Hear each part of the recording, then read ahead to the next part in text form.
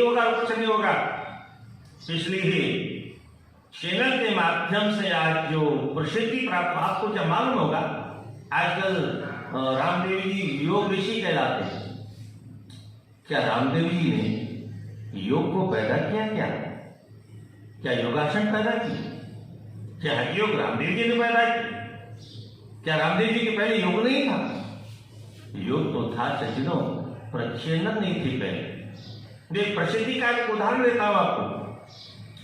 20-22 वर्ष पहले जब चैनल प्रारंभ हुए थे, उसी समय रामदेव जी का उदय हुआ था और वो चैनल फ्री में उपलब्ध हो गए और फिर पूरे विश्व में छा गए। ऐसे ही कुछ लोग आज भी चैनल के माध्यम से प्रसिद्ध हो गए। अब घर बैठे बैठे जिनका प्रचार हो रहा है, लोग तो महापुरुष हैं। दुर्भाग्य हमारा यह सज्जनों, हमारे देश में आपको मालूम होगा, घर घर में माताएं बहनें बाबूजी सब लोग घर में गीता पढ़ते थे, भागवत पढ़ते थे, रामायण यानी नित्य नैमित्तिक पूजा पाठ करते थे, तब पानी पीते थे। पर ये सब बंद हो गया। और ये बंद होने का परिणाम, दुष्परिणाम क्या हुआ? हम भूल गए कि शास्त्रों में क्या लिखा है। हम नहीं जानते भागवत में क्या लिखा, हम नहीं जानते गीता में क्या लिखा, हम नहीं जानते महाभारत में क्या लिखा, हम नहीं जानते गीता में क्या लिखा है। अब तो जो व्यास जी कहते हैं, मनराज जी कहते हैं, तो बस वही ब्रह्मवाक्य है। ऐसा नहीं है। शास्त्र क्या कहता है, कोई व्यक्ति क्या कहता है, उसका कोई महत्व नहीं, चाहे कितना बड़ा क्यों ना हो। अरे सामान्य व्यक्ति की बात तो छोड़ो, स्वयं परमात्मा भी आकर के वेद और शास्त्र के विरुद्ध कुछ बोलने का दुस्साहस करे तो हमारे यहाँ भगवान को भी हम भगवान नहीं मानते। सामान्य कथावाचक की बात तो छोड़ो, कथावाचक की बात तो छोड़ो। आप कहोगे ऐसा कोई उदाहरण है? हाँ, बुद्ध भगवान वेद विरुद्ध उन्होंने मूर्ति पूजा का खंडन किया, ये किया, आजादी का खंडन किया और पूरे भारतवर्ष में उन्होंने बौद्ध धर्म का प्रचार किया। धम्मं शरणं गच्छामि, बुद्धं शरणं गच्छामि। और परिणाम क्या हुआ? यहां पर एक और आपको ऐतिहासिक और राजनीतिक दृष्टिकोण से आपको याद दिला दूं, अशोक जिसको महान कहते हैं, अगर वो बौद्ध धर्म को स्वीकार करके अपना हथियार न फेंका होता कलिंग के युद्ध के बाद, तो ये हमारा देश गुलाम न हुआ होता। ये हमारा देश गुलाम कैसे हो गया?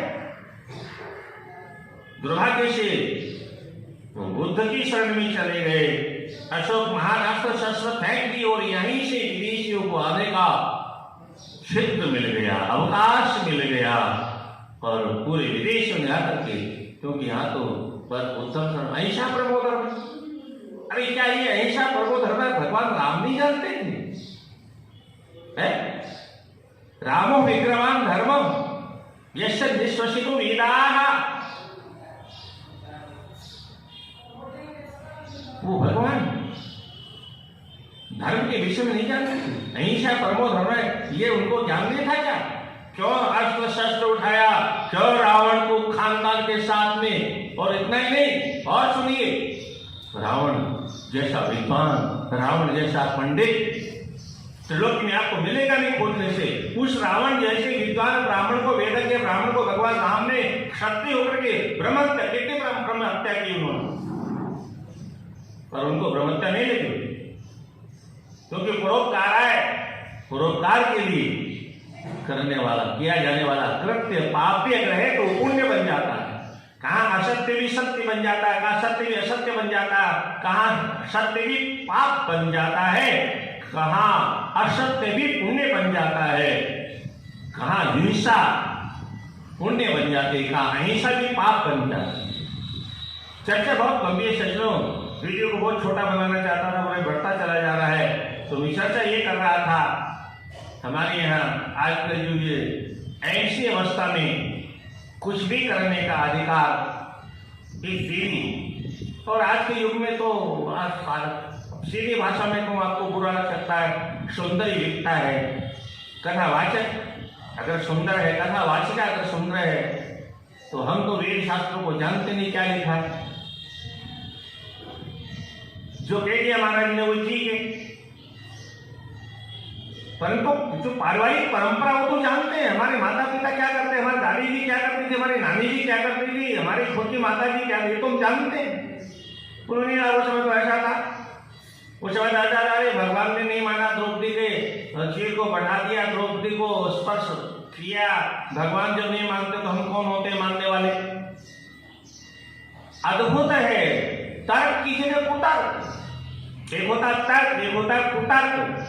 आज व्यासपीठ पर बैठ करके भी जो कुतर्क को ही प्रमाण मान लिया जाएगा, क्या होगा।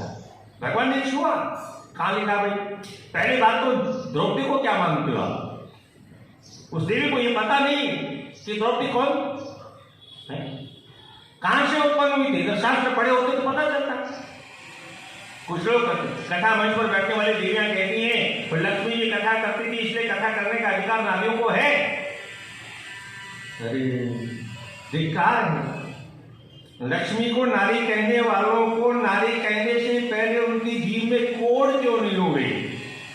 ये कलयुग का प्रभाव है कि इतने गंदे शब्द का प्रयोग करने वाला और करने वाली कथावाचिकाएं वो लक्ष्मी जी कथा करती। पहली बात तो लक्ष्मी सामान्य नारी नहीं थी, हारमास का पुतला नहीं थी, ऐसी धर्म नहीं होता था उनको। क्षतिजल पावक गगन समीरा पंच रचित अति अधम शरीरा, ये मानव शरीर नहीं था, विकारवान शरीर नहीं था उनका। वो लक्ष्मी जी कथा करें तो उसमें कोई दोष नहीं है।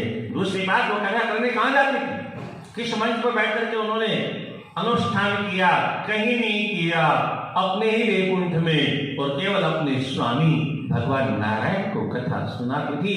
कभी भगवान नारायण कथा सुनाते थे और कभी भगवती कथा सुनाती थी। भगवान नारायण को जो बहुत बिजी हो जाते थे तो ये तुम शुरू करो, तब वो माँ भगवती परामा जगत जननी भागवत का पारायण करती थी। और मजे की बात ये, भगवान नारायण जब भागवत पढ़ते थे 1 महीने में निपटा देते थे। आजकल तो 7 दिन में 21 घंटे में निपटा देते, पर भगवान नारायण जब कथा करते थे तो 1 महीना लगता था। भागवत के श्लोकों को पढ़ने में